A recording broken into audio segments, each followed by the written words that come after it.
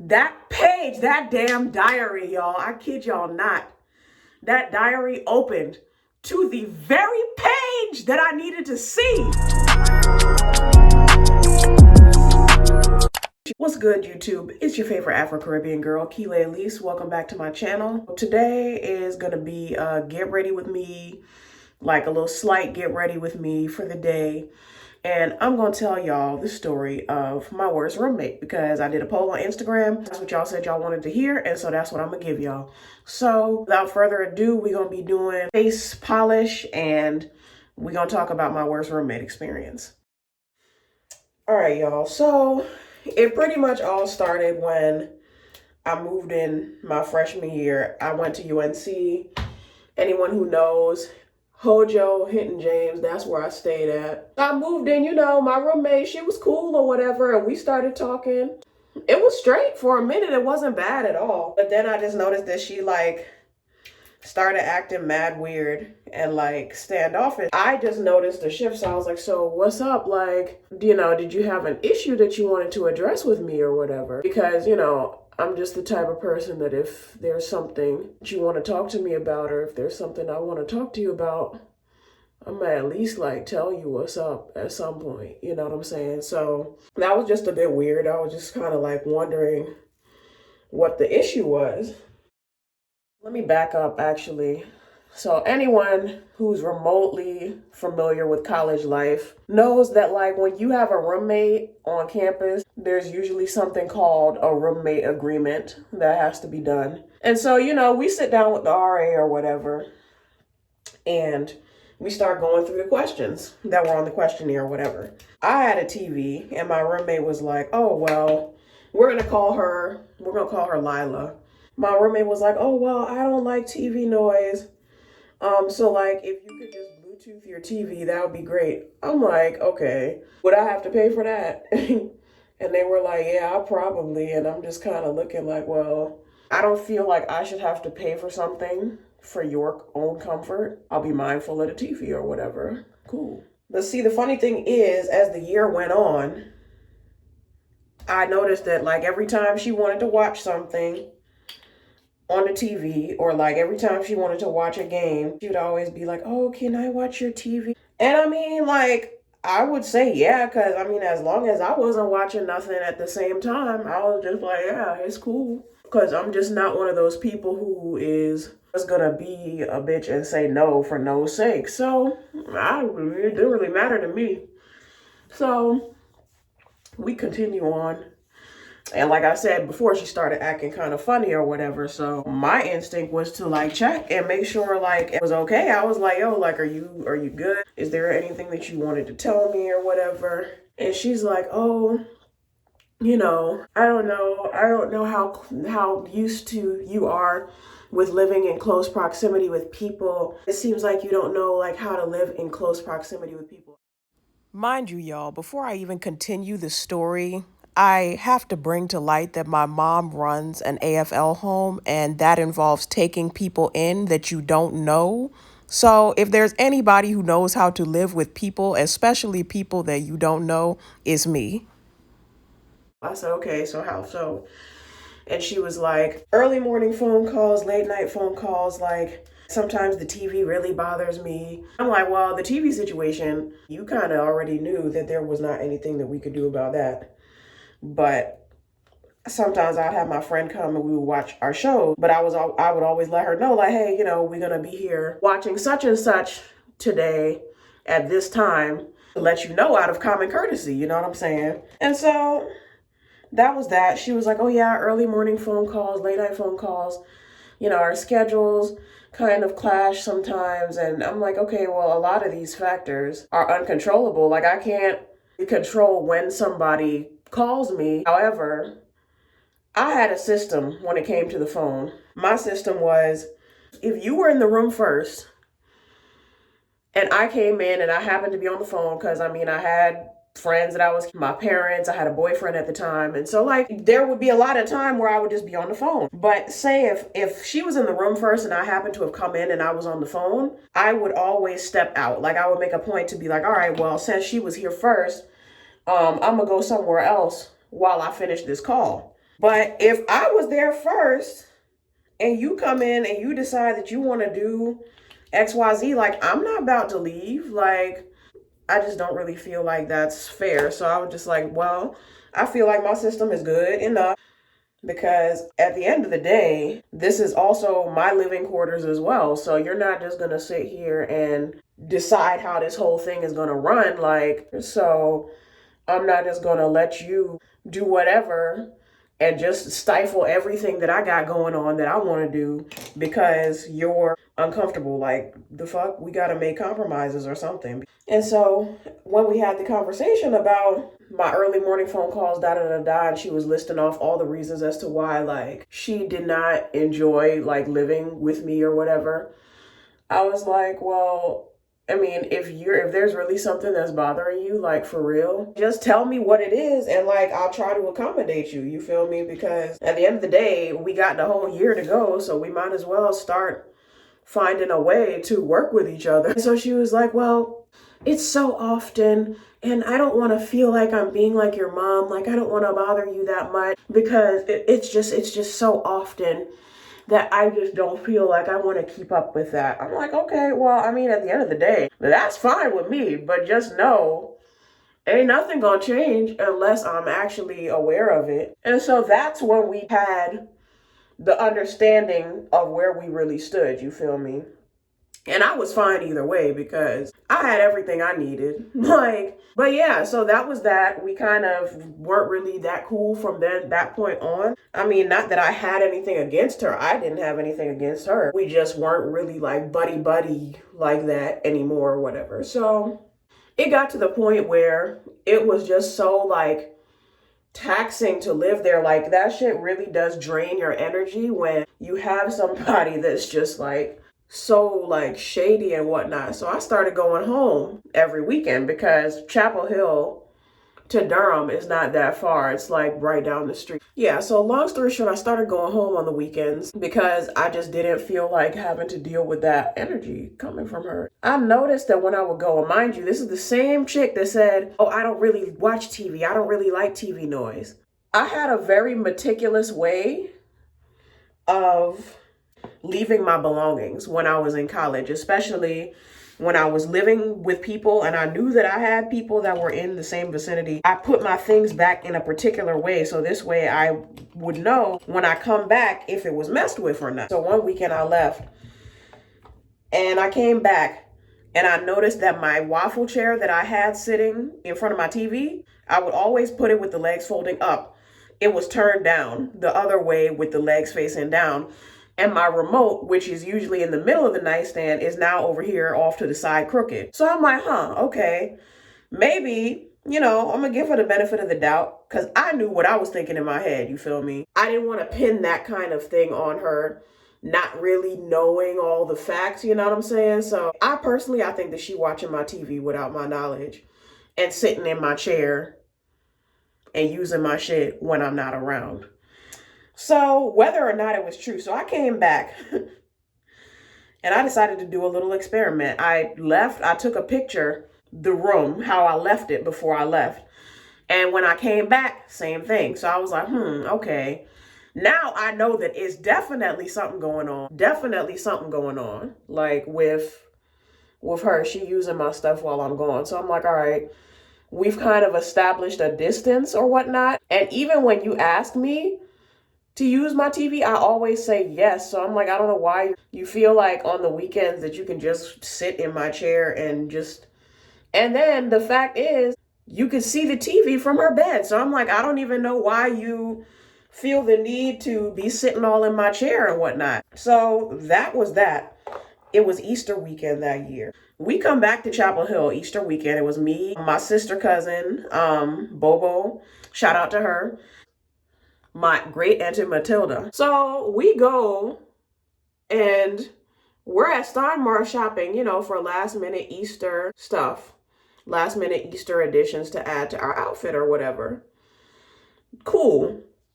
I realized that I left my makeup bag at school. And so since Steinmart is like right down the street from where I stayed, I was like, so Ma, can I just take the car and go and just pick up my makeup bag since we're already here. And then this way we can spend less gas because I won't have to go back out later because I didn't have a car at the time. So she was like, yeah, cool, take the car. So I went. One thing I noticed that was off when I went, the suite door, because we had a system, we kept the suite door locked, but our individual doors a lot of the times would be open. Unless we all knew we were all in for the night, then we would lock that suite door. I came back, it was about maybe 10 a.m. or 11 a.m. or so. And I rolled back up to Hinton James or whatever. Go back upstairs to my room. We was on the 5th floor. Noticed that the suite door was open. It was unlocked. But our door, like me and my roommate, me and Lila's door, was locked. So I'm like, oh shoot, okay, well, let me go ahead and get my keys so I can get on up in here and get my stuff. Came in, and mind you, y'all, she over there sitting in her little chair by her desk, talking about some, I'm reading. I'm like, and see, I really wish that, see, if I move that camera, it's gonna fall. But I really wish that y'all could just really see the discomfort of the posture and how I'm sitting, because that's literally how she was sitting in that chair. And I noticed my waffle chair that I had left closed was now open, and my TV was not on. But here's the gag. I'm gonna tell y'all what I did, because see, your girl was slick. I was sending a message, you feel me? I had a little Vizio, a smart TV, and it didn't have a manual on switch, and you could not control it manually. So if you ain't got no remote, you just not gonna watch TV, period. That weekend, I took the remote home with me because I wanted to see something. So my chair was open, TV was off, but she's sitting over there like this. And so I immediately assessed the situation. What this looks like is that you were about to get comfortable in my chair to watch my TV, right? You were about to get good and comfortable watching my shit, sitting in my stuff. And then you realized that remote was missing. And I bet you started to look for it to see where it could be. And when you heard me coming in that door, you went over there and you decided you was gonna sit your ass down like this and act like you're reading. Yeah, right, okay. Okay.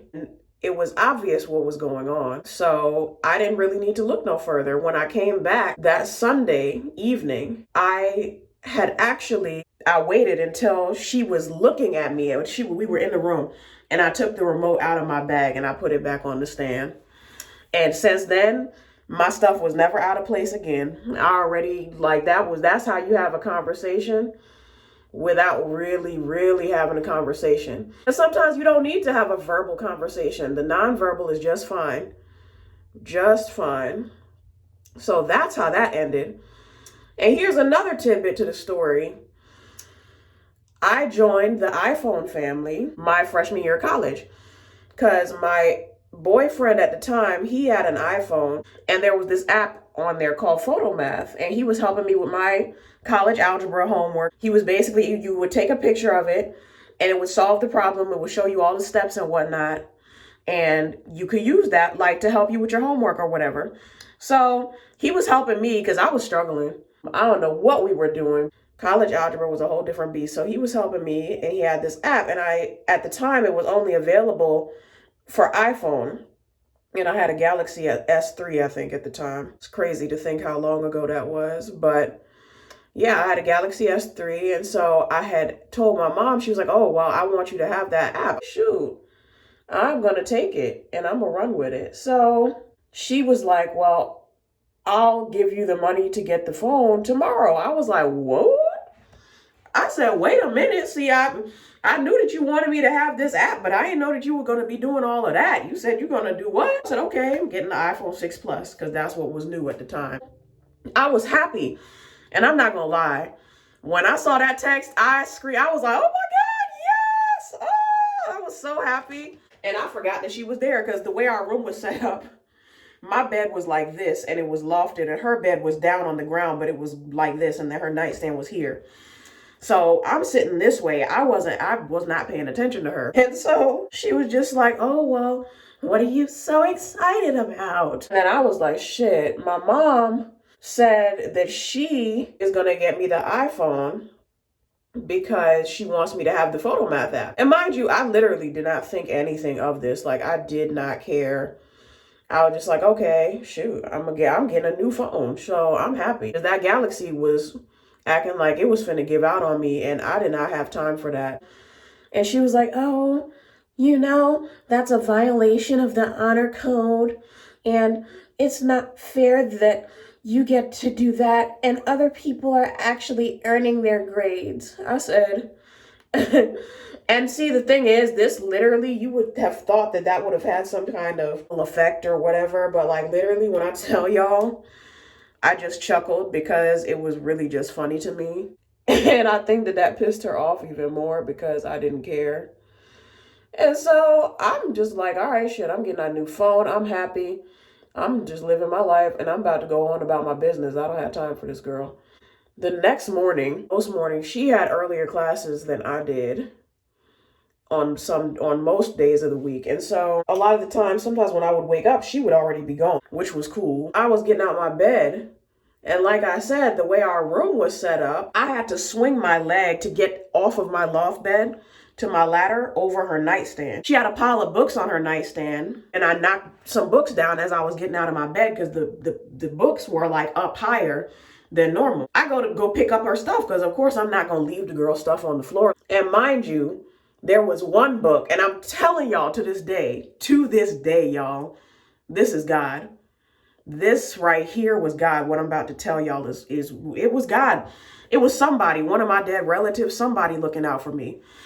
One of her books that happened to be her like diary journal thing, it opened. And as I was collecting up the books, that page, that damn diary, y'all, I kid y'all not, that diary opened to the very page that I needed to see. Like, I don't know. I don't think y'all understand, bro. I really do not think y'all understand. That diary opened to the exact page that I needed to see. And in that journal was a bullet pointed list that was 2 pages long, mind you, titled Cheating and Why the Honor Code Doesn't Matter. Oh boy, look, I'm getting jitters just thinking about it, y'all. Cheating and why the honor code does not matter. So I go down and I start reading the damn list because I'm like, okay, well, I knew that she was like perturbed or disturbed slightly, but I didn't know that it was to the level where you felt the need to like go and write about it. I don't remember every single bullet point and what it said, but I do know that it said, she was just checking her homework with quotation marks. Families encouraging it, talk about my mama because she wanted me to have the phone so I could have the app. And she was all talking about families encourage it and cheaters always get away with it. The tattler ends up looking worse than the cheater. I'm like, yeah, you do, because it's none of your fucking business. If nobody is cheating off of you, I'm like, quite honestly, it's not even cheating because with homework, you can use notes, you can use anything. Like, there were no restrictions on homework. So I'm just kind of like, I don't really know what your deal is and why you just seem to freaking have this shit out for me or whatever. It can't be just because you're annoyed that my friend and I come and we watch TV and sometimes we react and scream. And I'm not even gonna lie, that's not even a reason. And I'm gonna tell you what I think. I think that white culture and black culture is just different. And I'm not gonna say that the only reason she didn't like me was because I'm black, but like, why go the length? Oftentimes, when we as black people, men and women alike, do the same things that other people do, it's viewed as more severe. Some may be offended by this. However, it's my belief that she was exhibiting a microaggression and would not have made such a huge deal if I was white. She even reported my quote-unquote cheating to the RA. Read that in the journal as well. However, the RA probably already knew what it was because she was also a black woman, which is why she didn't even sit us down together, because had it really been that serious, had her concerns really been that valid, the RA would have sat us down. Now, I noticed that the one black friend that she had was you could tell that she was like the sensitive type and not the type to stick up for herself. So like a lot of the time, say if a racist joke was made and she was in the presence of like her white friend, she probably wouldn't say anything. Like, she's that type of black person. Just from just seeing her, interacting with her, watching her, like, as she would come around, like, I was like, yeah, I mean, this makes sense. It was interesting for sure. But since that day, since God showed me that diary, you know what I started doing? I started reading that damn diary every day, if not every other day. If I didn't get to it one day, I got to it the next day. Because I'm like, what you're not going to do is sit here and be plotting behind my back and think that I'm not finna be staying 4 or 5 steps ahead of your ass. So that's what I started doing. I sure did. People can talk about, oh, this is an invasion of privacy. Well, the Liberian people say to say you prepare for war in peacetime. Basically meaning you don't start preparing for war when it's evident that the war is here and you've done nothing to prepare. No, that's not what we're talking about. Preparing for war in peacetime, meaning not necessarily being consumed by the fact that war may come, but being very much prepared if it does come. And that's what I feel like I was doing. They don't play around. Like, you could get, like, if somebody tells the right story and exaggerates it to the point where it really makes it look like I was cheating for real, you could get kicked out of school for that. So I was just like, yeah, definitely time for me to start reading this girl's diary. I would get my insights and what I needed from there. At the end of the year, I actually moved out first. She was there after me. And I saw her on the way to my last exam. It was like so awkward. I told her I left. I was like, yeah, everything's cleaned out. You know, I'm good. So I'll see you around. And like, we gave each other a fake ass hug. And then we went our separate ways, and that's it. I really had not seen her around campus like that, unless, you know, it happened to be in the dining hall or something. And even then, we never spoke to each other because, quite honestly, there's no need. So that was that. And the only tie we had was like Instagram. But quite honestly, when she had gone to, I don't know what kind of orphanage or camp she had gone to, and she was holding up all the little African children, I had to unfollow her after that because I was just like, yeah, nah, we're not going to do that. And I don't feel like looking at that. If you don't know why that's problematic, I don't need to be looking at that. That is the story of my worst roommate experience. I have some other interesting, like one other interesting roommate story for another day, if y'all ever want to hear it. All right, y'all. Well, I hope that you all enjoyed my little slight get ready with me video. And I hope y'all have fun hearing about my worst roommate experience. Comment, like, subscribe. Let me know what your thoughts are in the comments. Also the link to all of my products that I used on my face down below. And I will catch y'all on the flip side. Bye. All right, lovelies, it's been real. Comment, like, subscribe, and press that notification bell so you never miss another video. Thank y'all so much for watching, and catch you on the flip side. Bye.